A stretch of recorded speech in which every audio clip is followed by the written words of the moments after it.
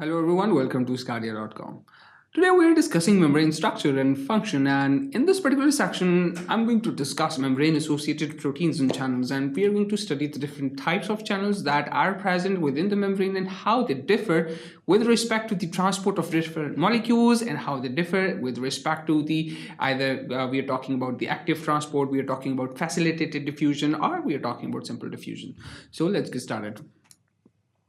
So we're going to start off with the discussion of what happens when a single chain multipass proteins is being digested, cleaved by a protease, and it basically is being converted into two membrane proteins that functions normally. This would be followed by the discussion of a glycocalyx, which is basically the cell coat, and we are going to study its structural basis and understand what happens under the process of the cell signaling and how they play important functions in the establishment of a normal physiology of the cell membrane. And of course, this would be followed by the discussion of open channel, closed channels. Basically, we are going to study different types of channel in this particular portion.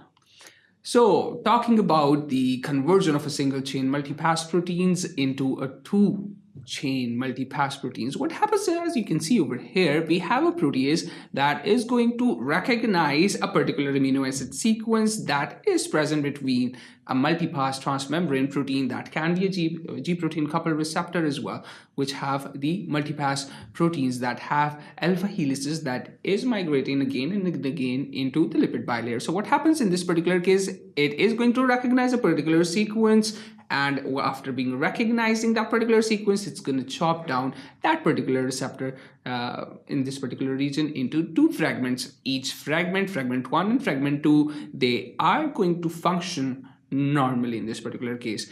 And it's very interesting to consider that if these two portions, they can be synthesized from two different portions of the genes, gene for the protein fragment 1 and gene for the protein fragment 2, and whenever they are going to be synthesized, they are going to be transcribed and then translated, sent back to the transmembrane. They are going to function independently, and that would be the correct function. Talking about mixing of membrane proteins in a mouse-human hybrid cell. So what happens in this particular case, you can see we have a mouse cell which have a particular set of proteins that have distinct physiology, and we have a human cell with different types of the membrane proteins. Then that can be shown with the light blue color and dark blue color over here, along with some different modifications in the structure as well. So what happens in this particular case, what we are going to do, we are going to fuse that particular, we are going to make a hybrid cell out of a human and a mouse cell. So what happens in this particular case, we have an heterokaryon in this particular case. What happens is, what we are going to do, so basically what we are going to do, we are going to understand, we are going to basically see whether this particular fusion has taken both of these transmembrane proteins, or if a single different type of proteins was present when we made a hybrid cell or the heterokaryon. So in order to understand what we are going to do, we are going to find out the specific monoclonal antibody that is specific for either the mouse cell and the human cell. So what happens in this particular case over here, the green fluorescent proteins, antibodies that are basically tagged, they are going to bind only to those membrane proteins that are coming from a mouse. Right. Similarly, we are going to talk about the antibodies against human membrane proteins, and they are labeled with rhodamine, and and when we're talking about the mouse, they are basically labeled with a fluorescent. So whenever we are going to perform their incubation at a normal temperature, so what happens is they are going to be tagged with the mouse cell. We are talking about the antibodies tagged with a fluorescent. We are talking about the antibodies that is tagged with a rhodamine. So what happens in this particular case, we are going to see fluorescence of both red and green light, which is basically indicating that as a result of cell fusion, the heterokaryon that was basically produced would be containing both the transmembrane proteins from both the membrane proteins from the mouse cell as well and from the human cell as well. Right, talking about the structure, when we are talking about over here, you can see different proteins.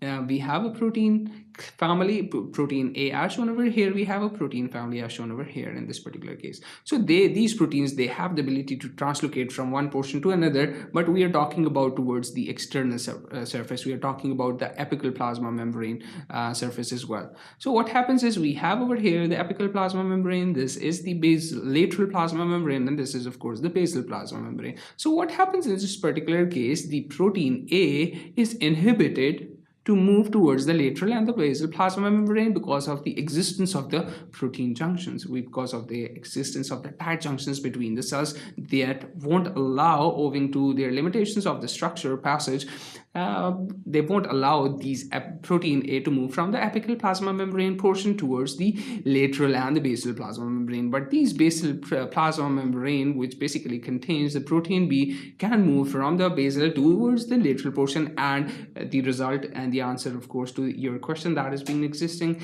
in your mind is, of course, very valid, because it, of course, at this particular portion contains the gaps in their junction, which was not present at this particular apical portion of the plasma membrane. So protein can translocate, move towards the lateral portion from the basal portion, and from the basal towards the lateral membrane as well. So talking about the glycocalyx, what happens in this particular case, we have a proteoglycan membrane, which transmembrane proteoglycan. It means that it is a basically protein which have a glycan molecule residues as well. So what happens is, when we are talking about the cell coat residues, that is specific for the bacterial structures as well. They play a very important role in understanding in the establishment of their pathology as well, that we have discussed in the, either the pathology portion or the physiology portion, where we have studied the microbial infections and their mechanism of actions using either the lipopolysaccharide or the enterotoxin molecules as well.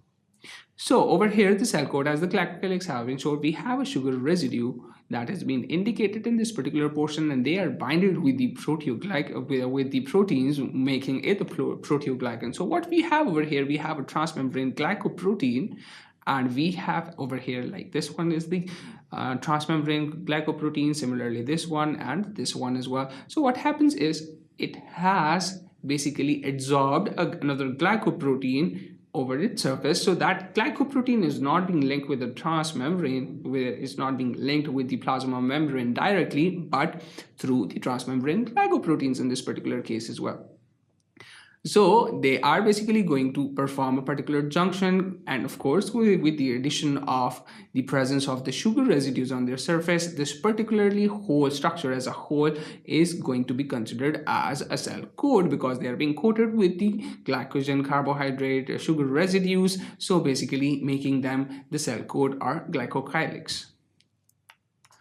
So talking about the types of channels that exist in the membrane, we have open channels and we have carriers that basically they never form an open channel between two sides of the membrane. So what we have when we're talking about open channel, it's like this particular open channel is like a tube, so it's like a pipe which have basically open-ended at both ends. So what happens is, when this particularly open channel, when we're talking about water-filled open channel is being opened, so both of these sides are open, both at the extracellular phase and the intracellular phase. So what happens is, in this particular case, both portions would be open, and there would be net movement of the water either inside or outside the cell. When we're talking about the carriers and the carrier channels, they never open like an open channel. So of course they have either one side open. So what happens in this particular case, if there is some certain kind of protein molecule or some kind of molecule that is to be transported from inside to the outside of the cell. So what happens in this particular case, let's say this particular we have a particular molecule over here and it needs to be transported outside. So first of all, it is going to move to this particular section, right? When it has moved to this particular section, there would be a change in the conformation of this particular channel, and it would be like this one. So at this particular portion, the same carrier has been opened to the extracellular phase and has inhibited or phase closed towards the ICF, so that they have this particular channel is free to move towards the extracellular phase as well in this particular case. So this particular section, we focused on the conversion of the single-chain transmembrane multipass protein to the discussion of the glycocalyx and how it plays very important functions in the pathology of the microorganisms, especially bacteria. And we saw different types of the channels in the transmembrane proteins and the membrane as well. So that was all for this particular section. Thank you for watching sqadia.com. I'll see you in the next section.